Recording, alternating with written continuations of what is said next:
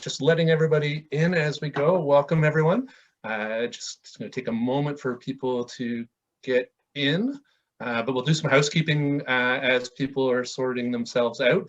If you haven't used Zoom before, there's a couple elements on the top right corner. You can change your view from speaker to gallery. At the bottom, there's a chat box option. Feel free to type any questions you want into the chat, and we'll be happy to walk you through those. Great, and then we'll just get started, and welcome to today's conversation. So we have Nicholas Marullo from Synco, and it's great to have you, Nick, to join us today. And I'm going to plug our next session just before we get started. November 18th, we're going to be hosting a session with Gavin Roth and Francesco Gentile, really focused on sponsorship sales and sales techniques. So just inspiring your sponsorship sales program and knowing that that's been a huge issue for a lot of people. We had a fantastic session with Francesco earlier this year and a lot of requests to bring him back. So we're happy to have him join us along with Gavin on November 18th. So we'll be sending out some information in the follow-up to today's session and over the next week. But fantastic to have Nick here today. I had the opportunity to meet Nick at an SMCC event, I guess 2 or 3 years ago, and got exposure to some of the great experiential activities that Synco has been doing. And I was really blown away just listening to Nick and his team talk about how they would go down to MIT every year and take a team of 25 innovative young people, pick their brains about what's possible, and then take all that learning back to the Synco lab and turn it into something that's incredibly experiential. So that was just a really eye-opener to some really cool sponsor engagements and customer experience, audience engagement elements. So happy to have you here. They're done a lot more since then, and you've really gone global in the different elements you've been doing. And I know over pre-conversation to this, your experience in Japan prepping for the Olympics that were supposed to happen this summer, and getting caught up in all the COVID element and how that's had to create some amazing pivot from your end, to use the overused term of the year. But really excited to have you here, and I'll turn it over to you to do a bit of an introduction. Thank you so much, Brad. Thank you very much for inviting me. Thank you everybody for participating to this. I know it's right after lunch, so I'm going to try to be as interesting as possible and give you something to talk about for the rest of the day.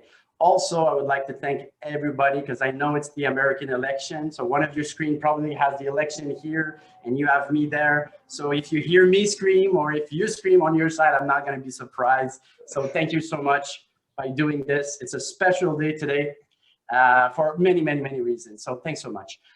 Let me share my screen, and then I will share a story with you. Okay, let me just get the presentation mode going here.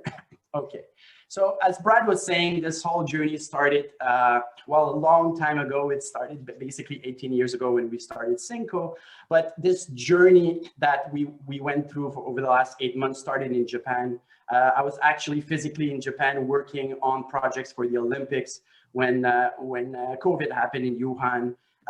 Thinking that I was safe because I was kind of very far from Wuhan. I wasn't, because very fast it became very dangerous, and the atmosphere in Japan got very special because of what happened. But it got me also part of a think tank where we needed to decide what the hell was going on for the Olympics. So basically I was part of a think tank looking at what do we do with the Olympics. And it got me also a lot of insights on how government react to this, how companies react to this, how people react to this, how big global events react to this. So when I came back to Toronto, Canada, beginning of February, I got a lot of insights on what was going on in this part of the world. And I told the team, I said, listen, guys, if that thing comes to North America, we're toast. Because Japanese people are a lot more structured than us. They wear the mask, they do their lines. Now, North American people are not. You know, we don't stay in line, we don't do things like that. So I said, the virus is going to spread very, very fast. So we need to think about how do we bring everything that we were doing into hibernation mode and make sure that we inform our clients of what we learned back in Asia, and we start thinking about the future in a new reality. And the reality struck mid-March for everybody, including us, where the government said, everybody stays home now. The minute that happened, we already prepared. We were preparing since the end of January because I was wearing a mask since January back in Asia, and I prepared it. So we went to our clients and we said, listen, we're there for you, but we know we have other things to worry about than us. You know, we work with Ford. We said, like, you have other things to worry about, your dealership, for example. We work with Sephora. We told them, listen, you need to close your store and do things like that. So we're going to be here for you. But what we're going to do, we're going to go into R&D for the next 6 months. And then in September, pick up the phone. My team is going to be thinking about solution. Just promise you're going to pick up the phone in September. And that's what most of our clients did in September. And then we went and closed the doors and then virtually got into a room with what I believe are the best of the best in marketing, because everybody that worked for me on the Olympics, they're a part of a collective around the world that I was working with. I already paid everybody. So I said, listen, I'm not going to ask for my money back. So I'll come into a think tank, think about what is the future of sponsorship? What is the future of marketing? And from this came a position paper, came also what I'm about to talk to you about. So our position paper was what's next, the future of sponsorship and the engagement marketing in a post-COVID-19 world. So what we wanted to create here was the blueprint of the future. So we weren't looking to create something as a solution to COVID. The idea is, when is the time in our history where we have a bit of time on our hands to be able to think very deeply on how can we shape the future of marketing? How can we shape the future of sponsorship? Without thinking of the burden of the day-to-day, we were able to sit down and really think about how do we build this. Let's start with a little bit on Cinco. For those that don't know us, we started 20 years ago. 2008, social media came about. That was a big boom for us. 2010, what happened is that because of the pressure of big international company moving into experiential world, I needed to protect ourselves against that. So what we did is we created a group called Cinco Lab. Cinco Lab is a collective around the world that looks for innovative technology, and Brad was referring to it when I spoke to him. We work with universities like MIT, we work with startups around the world, and we're looking for the best innovation and technology and trends that we can bring into the sponsorship world. So in 2015, we went international. We started working on the Olympics, the FIFA, the US, and then we started making a partnership in Asia. So Tokyo for the Olympics 2020, Beijing for the Olympics 2022. We made a partnership also in Dubai for the Expo 2020. So in January of this year, we were everywhere, we were big, we were strong, and boom, 2020 happened. So I think everybody in the world got a lesson in humility. Big companies went to their knees. The reason is it affects all of us. It affects the supply chain. It affects the mentality. It affects everything that we do, both personally and in business. But for us, while everybody was trying to figure it out, we went straight into R&D. What I told the team is we need to answer simple questions. So the first question I said, there's going to be an ultra digitalization of the relationship. The government and their people, the companies and their employees. Most of all in sponsorship, it's going to be the properties and the sponsor, the companies and their client. So in this ultra digitalization of the relationship, we need to keep one thing in mind. The means are going to change, but meaningful doesn't. It evolves. This idea of we're all going online, everything will be online, but we need to stay human. We need to stay meaningful. And that's the important part. If it's another website, if it's another digital relationship, all of our communication, it all going to be transactional.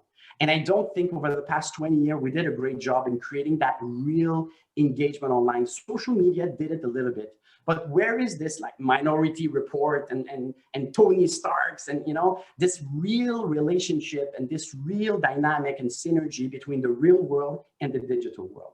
So that was the first challenge I gave my team. I said, we need to raise the bar in terms of the quality of the virtual relationship.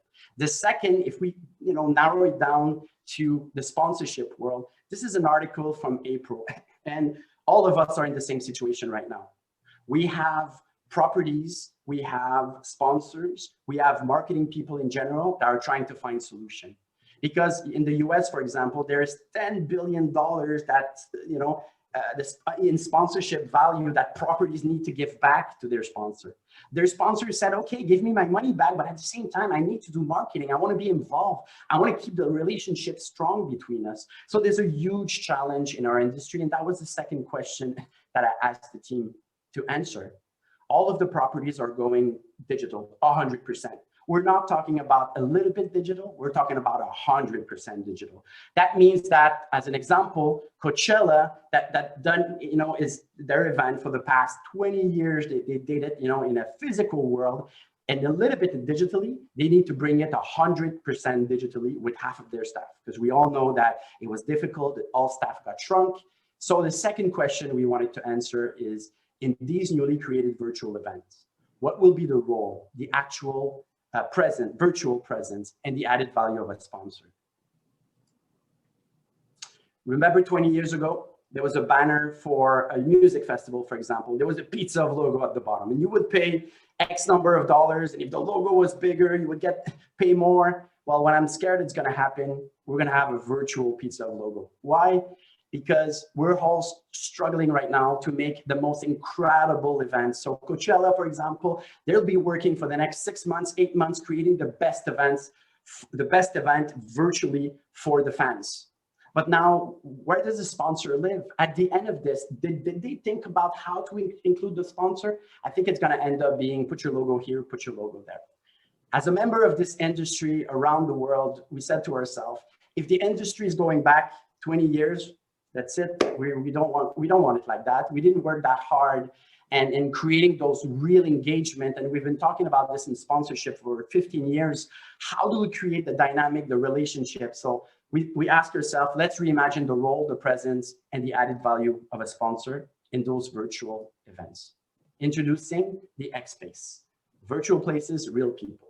So the same way that in real life at Coachella, for example, you would have a 100 feet by 100 feet where Sephora would create the Sephora Carnival at Coachella, and people would come in real life and they would engage with Sephora. They would be part of the brand story, so they would engage. Why can't we do the same thing in the virtual world? So the music festival would create a virtual event with the means that they have. You know, they'll create shows, they'll create, whether they use Zoom or YouTube. Why can't we create an ownable space for the sponsor where they say, let's create the Sephora virtual carnival inside the virtual Coachella? That would be the idea. So I don't know if people see the screen here. Well, these are not actual pictures. These are 3D renderings. And that's the whole concept behind it. If we want to create an environment that feels real, that looks real, it needs to feel real and look real. This idea of creating a space that is not a UX of a website, or UI of a website, it's UI of real life. I want to move forward, I move forward. I want to look to the left, I look to the left. Very easy. And we did some very important case study here. I gave it to my cousin, 14-year-old gamer. I gave it to my mom, 75 years old. My cousin loved it for reasons I'll tell you about. My mom said, oh, very cool. I move forward if I want to move forward. I turn to the left, I turn to the right. I don't care if you're 14 years old or 90 years old, you know how to move in a space in real life. Well, that's the same thing. We need to make those spaces as real as possible. The sound, we score those spaces the same way they score movies. There's ventilation to the left, you hear it from the left. The door is open, you can hear the dog barking, you can hear the street. As you move inside the environment, maybe you get closer to the fridge, the humming of the fridge gets louder. It's easy to navigate, you can move, you can do different things in the environment, and also we can change anything. So this idea of being able to create a space, I showed it to one of our clients, a VP, and he said, like, Nick, you can change the environment. My answer was, we can put a polar bear right in the middle of that store that you see here, and you wouldn't know the difference between a picture and the actual polar bear. So this idea of being able to create real life environment. Where this idea came about, we started this about 3 years ago in the lab. We said, can we bring a bunch of industries together? And we started 3 years ago, and COVID got us on fast track to be able to produce something that actually we can bring to market. So we took 4 industries that Canada is completely ninjas in: gaming industry, for the gameplay, the software, the game engine, the gameplay, the talent that we have locally to be able to create those exciting games. If we're about to create environment that feels real, look real, we need architecture industry. Why? Because if something looks funky in an environment, because we put a beam that doesn't fit in that place, people will know. They won't understand what's wrong with this picture, but they'll look at it and they'll say it's wrong. So there's a lot of things we can take from the architecture industry. The film industry. As you all know, we do a lot of films in Canada. We do the rendering, so everything that we can take for the film industry for the quality of the rendering. For example, the images that you see there, the video is actually a 3D rendering. So we can be photorealistic and create things that are excellent. So we got that from the film industry. And then finally, the sponsorship in the advertising industry, because the space that we're in can be super cool. But if there's nothing to do, if what we do is not fun, it's not going to create a space that people want to stay. So I suggest what we do is, let me take you through building of an X space so you understand the different steps. First, we need a concept, a context, a blank canvas, and a lot of imagination. So let me give you the big context. There's this huge international conference on climate change in Toronto. Inside that huge international conference in Toronto, Evian is a sponsor. And Evian says, okay, so what I'm going to do, we want to create a virtual loft. And inside that virtual loft, we want people to learn more about climate change and understand from home the impact of global warming on the region most affected by it. So that would be our concept and our context. Then what we do is we take the environment, and this is not a picture, this is a 3D rendering. We grid the environment. We understand where things are, how to move inside this environment, where are we going to place the different interaction that we have. Then we put texture, real life texture. So the texture of the floor, the ceiling, the shadows, the windows open so we can hear the street. We can hear the humming of the fridge because of the fridge at the back. The closer I get, the louder I hear the fridge, for example. Then what we do is we place the hotspot and places we can touch. And as you can see, I didn't say click. We can touch on different things. You can move inside the environment and you can touch things to make it feel as real as possible. Then what we do is we go inside the lab. The lab, 10 years of creating innovation, 10 years of creating magic, creating experiences. Now, what happened in the last 3 years is that our phone got better, the bandwidth got better, and with 5G, it's going to be incredible. That gives us the opportunity to be able to create the best experience possible without downloading an app. And that's important because downloading an app blocks everybody. You're at a festival, you're at a show, downloading an app, nobody will do that. But if it's simple and it's on the browser, people will do it. So the two experiences that I'm about to show you are experience that we filmed inside the house of one of my employees, but just to show you that just by opening the camera, you see his living room. You tap on the floor and boom, there's an hologram.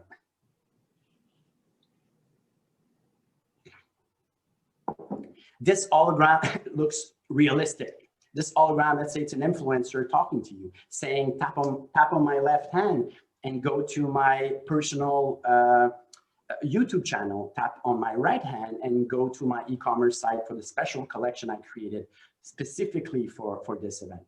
In that same living room, imagine that you point your camera, boom, there's a door that appears. You get up, you physically get up with your phone. You walk towards that door. You get inside, you're in a forest. You can hear the birds. You can feel as if you're in the forest. You hear the wind. You turn 360, you see your apartment back, and then you can go back. So this idea of going from reality to digital, reality to digital. And inside the lab, there's a lot of experiences that we create to give these spaces and bring these spaces to life. And the reason I'm saying this is that this environment looks beautiful, but we need to engage. So moving inside the environment, I go towards the back of the environment. I turn my gaze to the left. I see the computer. There's a pop-up that appeared. Remember, the concept was about global warming. There's a pop-up that says, hey, join the conversation about global warming. So the next slide that I'm about to show you, it's a partnership that we've been working on for about 4 months. It was announced about a month ago. We made a partnership with Zoom. This idea of being able to have a pop-up that appear and then I have a live panel that talks about global warming. I can listen to the live panel, but think about it in a different way. let's say Brad and I, before the conference in Toronto, 2 weeks before, we were part of a social media contest. And both of us won the social media contest. They sent us a message and they said, okay, take that 4-digit code. You're going to use it inside the environment. But when you use that code, make sure you bring food. And you're like, bring food? So basically, at the end of the panel, there's something that appears at the bottom, 4-digit code. I put my 4-digit code. I see a restaurant. There's 4 people eating. The person in the middle is Al Gore. Al Gore talks to us and say, hi, Nick. Hi, Brad. How's it going? Thank you for being part of our small little dinner about global warming. We were talking about this. We are amongst friends here. So this small, intimate conversation with Al Gore, we were able to have a conversation with Al Gore for 15 minutes. And then I understand why they wanted me to bring food, because I'm having dinner with Al Gore. How cool is that? Now, think about it also at the entrance of this loft. There's a television, so nothing floating in the air. It's a television. I tap on the television. There's an actual person, not an hologram, not a video, an actual person. We staff these virtual spaces the same way we staff an event. Hi, how are you, Brad? In our environment, you will discover this, and I answer some of your questions. So Brad can ask questions about the environment. At the end of this conversation, that ambassador says, don't forget to open the fridge. So Brad is like, okay. Gets out of this experience in the computer. There's a fridge in front of him, puts his hand on the fridge, and boom, there's a fridge that appears in his living room. The fridge open, it's the North Pole. He walks toward the fridge. Remember in the lab when we walked toward the forest? Now he walks, gets inside the fridge, it's the North Pole. You can hear the voice. You can all picture it like the National Geographic voice. Hello. 100 years ago in the North Pole, the polar bears were happy. And then now in the North Pole, we're kind of in trouble. So let's be careful. And then it talks to you about the North Pole in 100 years from now and tells you that the polar bear is in real trouble and what's going to happen to all those animals and the impact that it will have on us. Then you get out of this environment. You're facing this way. You move inside the environment. By turning, you look at the wall, there's a screen. On the screen, there is social media on the screen. I pick up my phone and I tap #EvianLoft and I put a message. This message is posted in our virtual environment and on the internet. So guys, in our X space, in our virtual environment, inside the big conference in Toronto, there was a panel that stopped at 7 o'clock. The next panel is at 7:30.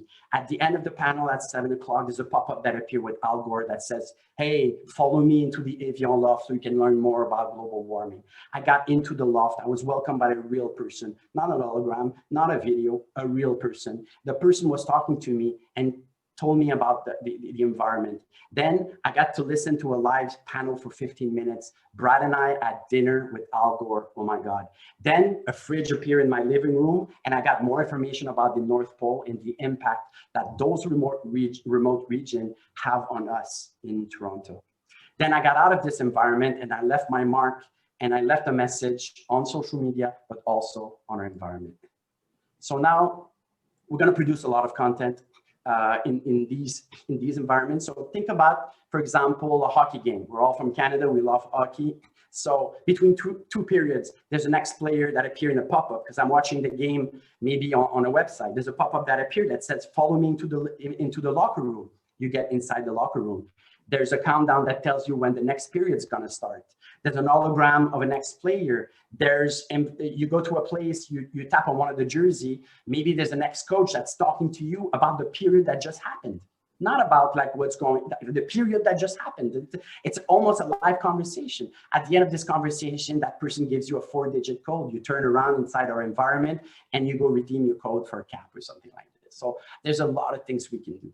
Now, we all have CFOs and CMOs that are looking for numbers and looking for what the hell am I paying this for? Well, this idea of being able to gather a lot of information, process this information, analyze this information. We made a partnership with Meltwater, which is one of the big PR agencies in the world, to be able to create outreach program, understand all the data that comes from that. Also inside of our environment, think about it like a Google Analytics. We know where people are going, how long they're going and why they're going to these different places. So that can be analyzed and a lot of great insights for us. Now let's go back to the premise that I gave my team at the beginning of this pandemic. We wanted to raise the bar in the way we engage virtually with people. We wanted to put more human inside that relationship, more meaningful.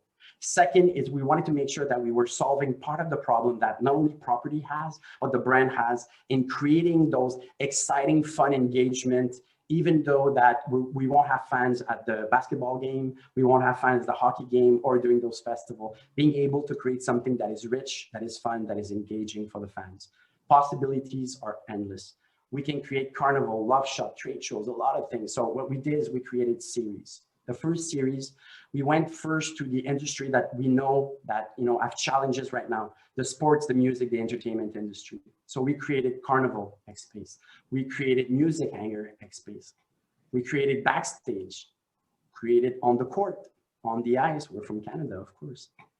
Locker Room, that's the Manchester United locker room. Extreme Sports, Esports. Then we went to the shopping, e-commerce, and trade show series, which is an industry that's also affected by the situation right now.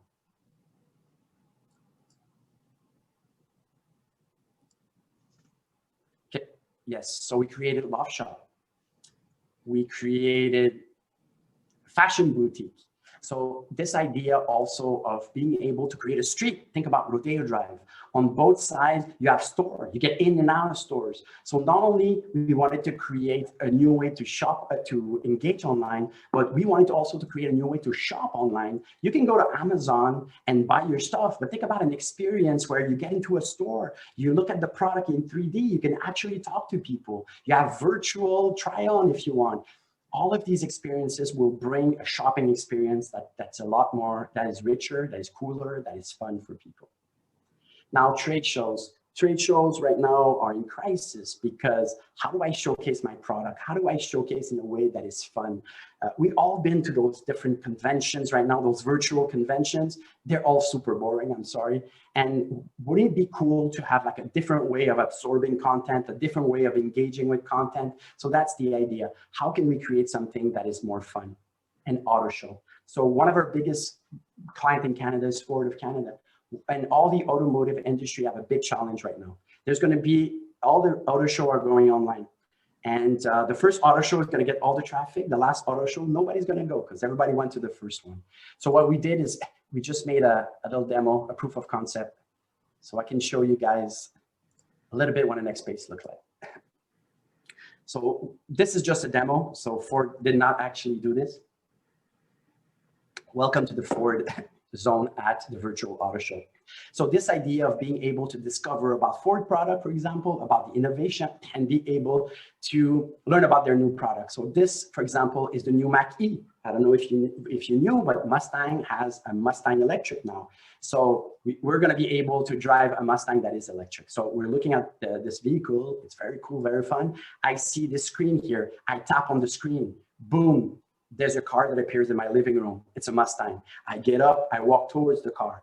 I can tap on the car. I can hear a voice that tells me about this Mustang electric and all of the information. I can switch the colors of the car. I can peek inside the car and see the interior of the car, for example. Now, I go into my driveway. I put the car in my driveway. I take a picture. I send it to Brad. And I say, Brad, I just bought this new Mustang. What do you think? So photorealistic, very cool, very fun. Now I can learn and have rich information, even though I'm having fun, and it's really something where I can learn more about the car. So I'm moving in the environment. Now at the auto show, people want to have real information about cars. So by tapping on the car, what we wanted to do is to create something that doesn't look like a pop-up from a website. So what's between reality and digital? It's social media. So when you tap the car, think about it, an Instagram post that will appear. On top, you have the photo in the carousel. In the middle, you would have the video in a carousel. At the bottom, you would have technical information in a caption. This will give us a lot of rich information that somebody that goes to the auto show wants to know about the vehicle. But somebody that doesn't want that just continues his journey. So I move forward. I look at dealership near you. I can click. By going here, I can look about what are the dealership in my region, and I can understand a little bit more. Now, this is an iframe, and we go directly to Google Maps, which means that any company that made an investment in their digital platform, we can actually embed their digital platform anywhere in our environment.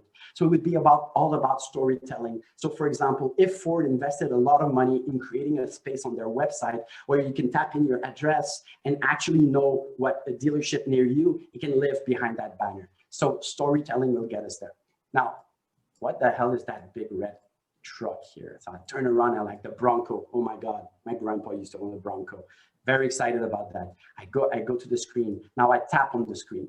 When I tap on the screen, boom, there's a studio that appears. It's Tom. Tom is in an actual studio, not hologram Tom, not video Tom, Tom. We're in a small group. We're about 20 people like we are today. And Tom is saying, hey, Brad, hey, Nick, hey, Paul, hey, Julie. How's it going? I'm going to go around the vehicle and you can ask me a question at any time. So he goes around the vehicle, does a walk around, tells us about everything. I raise my hand. I say, I'm a hockey player. Can you show me the trunk? I want to know if my bag is going to fit. So he goes to the back, switches the camera, opens the trunk, shows me, hey, listen, Nick, like your bag would fit into here. Brad gets excited about the Bronco. He says, I want to buy the Bronco. Tom, I have my credit card right here. Let's go. We're buying the Bronco. Tom says, listen, Brad, we're going to do something. You walk past the escape. You see, I didn't say click. You walk past the escape. You're going to see a lounge. Inside that lounge, you're going to talk to Paul. Paul can help you. So Brad continues his journey. He sees the escape here, continues his journey, sees us at the back. Here's the lounge. Now he turns, tap on the screen. Paul appears. Hey, Brad, how's it going? You want to know more about the Bronco? Have a little conversation. Now he says, I'm going to do something for you, Brad. You're in the Toronto area? Yes. In 2 days, I'm going to put a Bronco in your driveway. Drive it for 2 days. In 2 days, we can chat about this. So from a simple engagement that I had in my sofa with my iPad, I was going to this virtual auto show. I went to Ford Space. I actually brought a vehicle, like a Mustang in my living room. I got up, I got around the Mustang. Then I had a conversation with Tom, a real person that actually gave me insight about that new Bronco. And then 2 days later, I'm actually driving a Bronco and thinking about buying it. Now, I continue my journey. Here, there's a place where we can chat. So it's a group chat about electrification, how important electrification is to our future. Or we can integrate partners. I'm interested in SiriusXM and what music can I have in my car. I tap on that radio, gives me a bunch of questions. I answer those questions, give me a 4-digit code. I put it on the screen here. And then I have 3 months free for SiriusXM, for example. So redemption right away in our environment. You see that social media screen, everything is moving. Now I take my phone, I put #Bronco, and then I appear right away after moderation, of course, and I can appear in this environment and leave my mark. Now, I have a friend at a dealership that says, Nick, when you get into the Ford virtual space, at the entrance, you're gonna see a booth. That little kiosk will give you information, general information about the space. It will tell you how to move, but this is pretty self-intuitive. At the bottom, you're gonna have VIP. Take that 4-digit code and use it. So I take the 4-digit code and I'll punch it in. There's a person that appears, hi, I'm Julie. I'm gonna be your personal guide, and I'm gonna take 5 minutes with you and take you through the actual environment. So you have the personal guide taking you through this virtual environment. So what was important for us when we started this 3 years ago, but especially when we started, when COVID happened, was to say, let's create something that makes sense, and that will be the blueprint of the future. And this idea that we wanted to do, we wanted to raise the bar in terms of what we do in a virtual space. So when live comes back, the whole ecosystem gets better. So somebody in Vancouver can actually enjoy something going on in Toronto, like the TIFF Festival, for example, and still feel like it's a rich engagement. Now, my team for the next 6 months are going to be working on how do we take those virtual space and reality, and how do we bring it together next year, the year after that. And we create a whole sponsorship ecosystem that is richer, that is stronger, but at the end of the day, that is more meaningful. Thank you. Thanks, Nick. I mean, it's just an amazing experience that you put together. I've probably gone through 12, 13, 14 different platforms that I've looked at, and so many of them still feel like a website. So the experience that you've brought in terms of the integration of AR and live engagement, I find just really, really incredible, and looking forward to seeing a lot of other people pick up on this technology. Because I know, some questions we've had in advance and stuff that I've had with clients is, brands are trying to figure out what the value of virtual is. And you know, from the get-go, everybody's like, okay, well, virtual is cheaper, and they automatically cut their sponsorship in half. Or from their end, they're not seeing the ROI that they would see at a live conference or a live festival. What's your brand feedback been so far? Well, right now, to be honest, I'm getting up at 4 o'clock in the morning because I'm making calls from Korea, Japan, then I move to Middle East, then Europe, then Canada and US, and then I finish in California because I'm talking to everybody that right now they have a big issue. And right now their challenge is the following. We wanted to wait it out for the summer because we thought it would be over. You know, there's this guy in the US that told us that, you know, it was going to be, you know, it was going to be something that would end at the end of the summer, but it didn't. So now I'm in September, I need a plan. So I'm turning to my team. I'm the CMO of a huge company. I'm turning to my team and I say, find a solution. And I'm turning to my agency and they find a solution. Everybody's sweating now. And everybody's saying like, all right, the solution is let's go digital, let's go digital. But we need to make the difference between digital and that thing that we created and other people are creating, which is a new way to engage online, a new way to shop online, a new way, because more banners on the same website or more of what we did before, well, brands didn't want the digital before. They didn't want to double their digital spend a year ago. Why would they spend more right now? So I think we need to see it in a different way. We want to engage in a way that people feel like, of course, we're going online, but it's human, it's fun, it's engaging. It's a new way to interact where I can get up, learn about things, ask questions, talk to real people. And I think we're going to miss out on talking to real people. I'm sure everybody on the line here got their internet bill go up and Zoom use go up. Why? Because nobody wants to go on the phone anymore because we need to see each other. We need to talk to each other. And the premise is we're all human and that's what we want. So I'm not seeing digital as the way we saw it before. That's digital and that's website and that's social media. No, it's a new way to collaborate. Right now, I'm talking to you guys, you see me, you know, there's human interaction to a certain extent. Now, live is going to come back. There's nothing that's going to replace going to a show and screaming and things. But what if I'm screaming here, but the guy that lives, you know, 5 hours from Toronto is going to be able to enjoy something that's going on in Toronto without having to come to Toronto and raising the bar on digital interaction. So what I'm seeing from the brands right now, people see like, all right, it's something new, it's something different, but we're in a time right now that people are want to try. So we're getting very good feedback from the brands and properties also. And I think it's that opportunity, you know, to move beyond a banner ad. I had somebody kind of refer to, you know, banner ads in a virtual space were like buying 30 seconds of commercial time and only putting your logo up. There's just no context to it. There's no engagement, and the ROI becomes pretty limited. So you've got some really interesting spots where brands can speak to one another, speak to their audience, and really get their messaging out. And I think we need also to. Everybody's looking for solutions right now, and there are solutions out there, and there are smart people that are thinking of ways to do it. But what is the alternative if we don't, you know, bring ourselves together and think about ways to do it in a different way?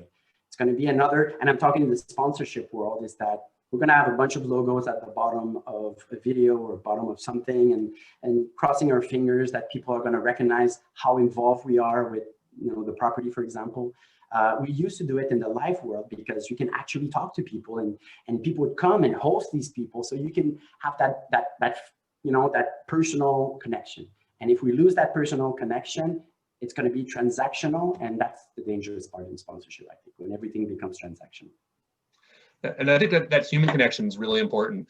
You know, the experience of a lot of the digital activities, and I'm guilty of it too, where, you know, there's a really interesting webinar running or conversation running, and I put it on and it's listening, and you know, I'm busy checking my email or doing other work while I'm half listening to the conversation. You know, I think the platform definitely makes a difference in creating that enticement for people to be engaged. Yeah, I see it in two ways. The first is, if I catch you at an event, you're physically there. So you have not too many options. You're waiting for your show, so you're kind of 20 minutes, you can talk to me. If I catch you on your phone, okay, you're actually at home and you're enjoying a virtual event, there are 1,000 options, checking your mail, going to TikTok or whatever you do. So the options are big. So whatever I'm offering to you needs to be fun, cool, exciting, brings me something, gives me something. I need to see the value in staying there and enjoying these types of environments. Not only it looks good, it needs to feel cool and fun and engaging, and also bring that ROI that we're talking about. But the second part of this is, what is the alternative? The alternative is what? More website and more things like that. So I think we need to be honest with ourselves and say, hey, that was an opportunity, and that's still an opportunity to try new things that's gonna bring us into the future. We all saw, Iron Man.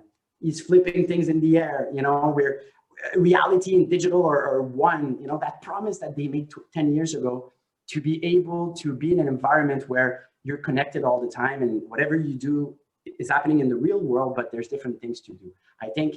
I'm not saying that this will make a leap forward, but everybody needs to push forward. So, we live in a new world that's going to bring things that are exciting.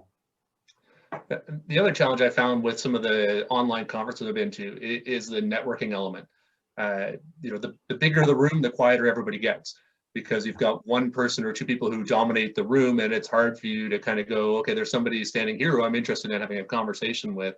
You can't have that one-on-one. What's your team thought of, and how have you addressed that? Well, the idea is so an X space is the virtual space that you're in. Now, inside this X space, we have experience module. So the experience module is what you do. And depending on the storytelling and the gameplay that we have, we decide what we put. So for example, one can be a chat where you can go and chat with people. That's one type of engagement. The other one, it can be a small room where people have conversation.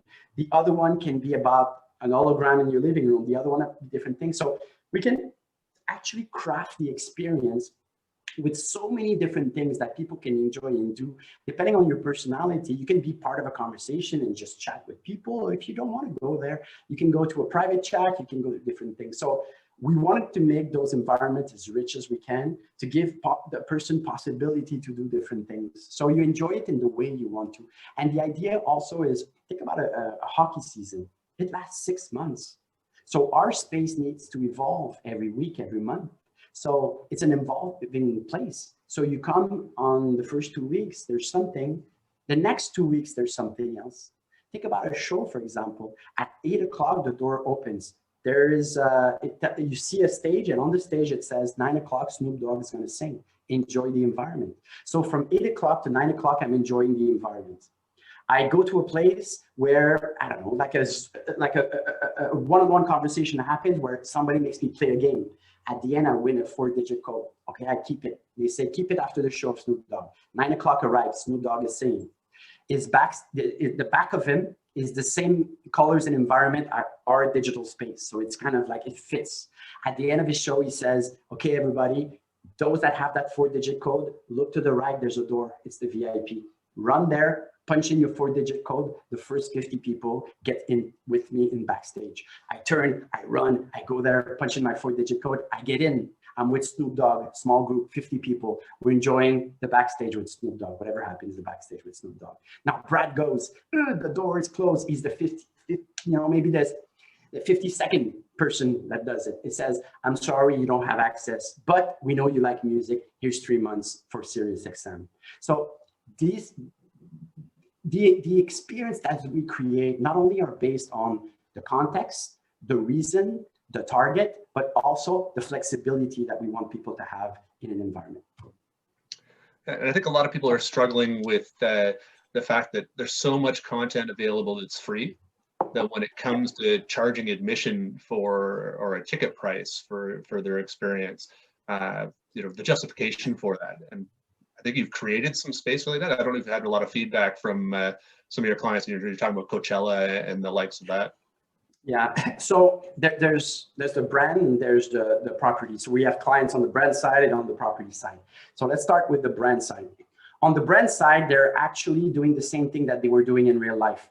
Let's create a space that we own Let's create, a story. Let's create storytelling. Let's make sure that people enjoy. Let's, make sure that we are in synergy with the reason why people are there. So nobody's paying to go inside these environments because they're the exact same thing like the Carnival, like Coachella for Sephora. So that's on the property side.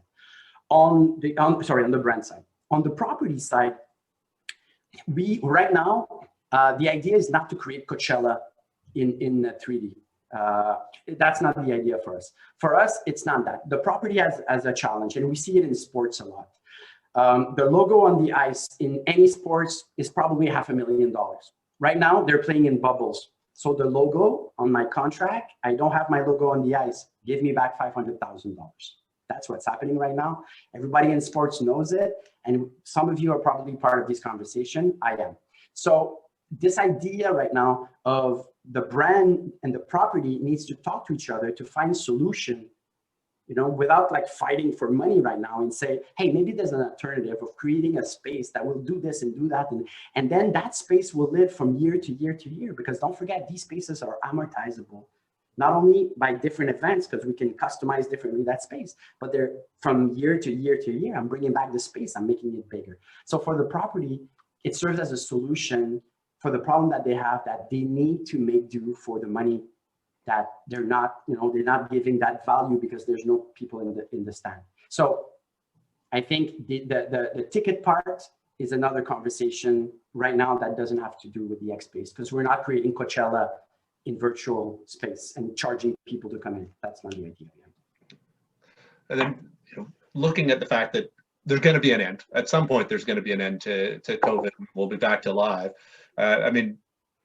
My first engagement with you was the Montreal Canadiens dressing room and the VR experience of that. Yeah. So you brought the virtual to the live world. How are you going to bring the digital and engage that in the sort of when everything returns back to normal? Well, nothing is going to go back to normal. I'm sorry to tell you, Brad. It's going to be like a long time before we call that normal. But my team is working for the next 6 months on figuring out how to take the X space and create those connections. But whatever we wanted to do had nothing to do with COVID. Never in my career I had the chance to stop for 6 months and say, hey, what would be the next 20 years of marketing, the next 20 years of sponsorship? Well, I had this opportunity. So we did it. So COVID or no COVID, the virtual relationship needed to go to another level. Now, hopefully, we're part of that solution.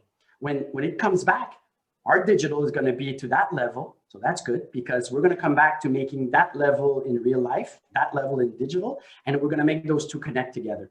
So I don't think that a solution like this will be something, and then when COVID arrives, we're going to scrap this solution and go back to old websites and post on social media, which I love to post on social media and the interaction we can get on social media. I'm just saying that the other part, which was like more of the microsite and the way you engage online, with fans, was a bit weak.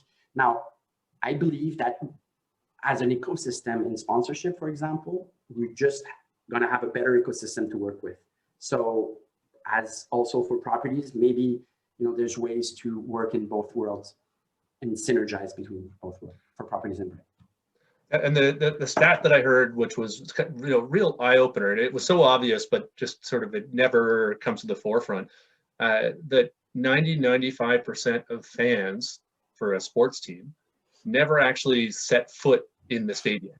So like Real Madrid, they've got roughly somewhere in the neighborhood of 500 million fans worldwide, and most of those people will never even actually get to Spain, let alone to the stadium. So trying to find out those engagement points where you can, tap into that fan excitement, it's really important. Well, we call it the game outside the game. So the game outside the game, it's much bigger than in the game most of the time, because don't forget, you go to any stadium, there are corporate seats, there are, the same people that are coming back. The fans are everywhere. And now, even more than ever, people are going to get used to watching their sports on different platforms. And don't forget, there are different ways to consume sports now, whether it is like the phone, and there's going to be esports, and it's going to be different things where you can connect and have fun during the game. So I think the game outside the game is going to be much bigger than just being at the stadium. where let's not, real life is going to be always important. And we need to be there in those stadiums, and we need to be there at those festivals. But the game just got bigger. I know we've got some festivals, we've got some municipalities on. If you've got specific questions, feel free to shoot them in chat, or if you feel comfortable, throw on your mic. Nick and I are happy to continue chatting. We've got some amazing questions ahead of time. I guess, how do you create those incentives to move people along when they're in those different experiences, and when there's a break between content, that they're not disappearing and doing something else? Well, there's two things.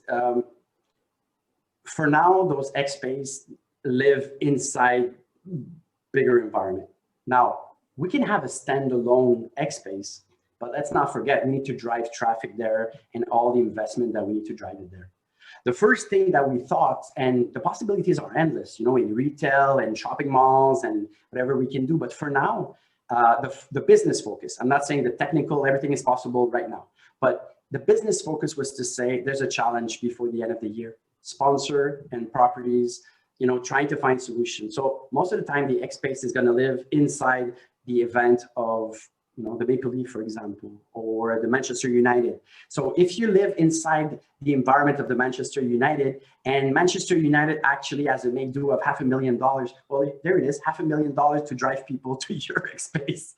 That's this idea of you're bringing people in, that's the first step. Once they're in, I think it's our job, Cinco, and whomever works with us, to say, let's make those experiences as cool as we can. Let's bring the voice of players. Let's bring discoveries. Let's bring things that people never seen before. Now we have access to a lot of content, and not only brands and properties are willing to pitch in and say, hey, we have a video of this player, and the player gets involved and they want to do chat. So once a week, maybe in the locker room of the Manchester United, there's a player that's there for an hour. And if you have that special code, you can chat with the player. Once in your life, what is the opportunity to talk to Rialdino or, all of those players? So the storytelling and the fact that everybody will work together in making cool things happen, I think that's what's going to, make people stick and have fun. And then you touched on it a little bit in your presentation. You had the ROI piece. And I know a big challenge with a big street festival, you have a couple 100,000 people come by, and you really can't quantify who came by, who stayed at your booth and had some dwell time there. So what have you got on the back end for that? Well, KPIs is a tricky thing for anything that people do, because you need to analyze. The first thing you need to do is, what data can we have? That's the first thing that we did.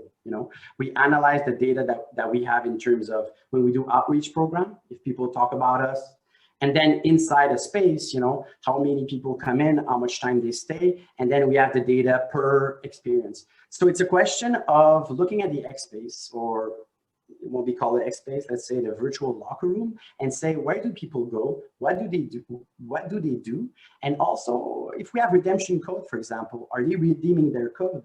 Think about it, for the past 20 years, we built physical environment. We had a digital division, but we built physical environment. When we look at an X-Space, my team is doing the exact same thing that they do in real life. When I get my code, I can redeem it here, not over there, here.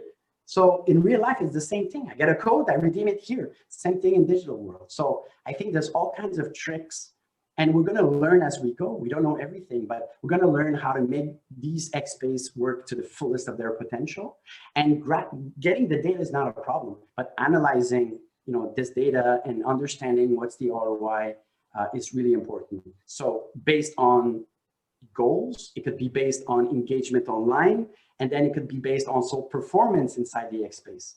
How many people do we have? What did they do? Why they went there instead of this? And then we can adapt. One thing that is super important is that we cannot use the same matrix that we use for our e-commerce site, for example. Sephora spends millions of dollars on their e-commerce site. If we take an X-Space and we have a booth where you can buy things, well, you cannot compare it to a website that has millions of dollars behind it, and also that have like the traction of a Sephora.com or .ca. So I think we need to define the matrix, engage expectation on what it is that we want to have. But possibilities are endless in terms of what we can gather in terms of data. And where do you figure the next stage is with your lab that you're working toward? Yeah, I think right now is trying to understand how can a next space live inside a bigger environment, and how does it work in the bigger ecosystem. So if we work right now, we have partnership in different parts of the world. So we have a partnership in the Middle East, in Asia, in Europe, and in Mexico. So I'm not going to approach the Middle East the same way that we would approach in the US. The ecosystem and the context is very different. So I think that's going to be a journey for us, understanding how does it fit into a digital ecosystem on that side of the world or that side of the world. And then if we go to, giving the example of Coachella again, how does a next space live inside virtual Coachella? How do we make it fluid?